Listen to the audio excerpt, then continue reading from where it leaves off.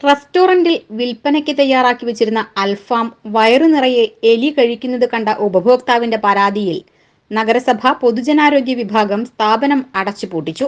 കുന്നംകുളം പട്ടാമ്പി റോഡിൽ പാറയമ്പാടത്തെ അലാമി അറബിക് റെസ്റ്റോറന്റിൽ കഴിഞ്ഞ ദിവസം രാത്രി 7:30യോടെയാണ് സംഭവം. ഹോട്ടലിൽ ഭക്ഷണം ഓർഡർ ചെയ്യാനെത്തിയ ഉപഭോക്താവാണ് എലി അൽഫാം കഴിക്കുന്നത് കണ്ടത്. ഉടനെ തന്നെ ചിത്രം പകർത്തി നഗരസഭ പൊതുജനാരോഗ്യ വിഭാഗം മേധാവിക്ക് വാട്സപ്പ് സന്ദേശം അയച്ചു. 15 മിനിറ്റിനകം നഗരസഭ പൊതുജനാരോഗ്യ പരിസ്ഥിതി പരിപാലന വിഭാഗം clean city manager Attlee P John റെസ്റ്റോറന്റിൽ പരിശോധനയ്ക്കായെത്തി.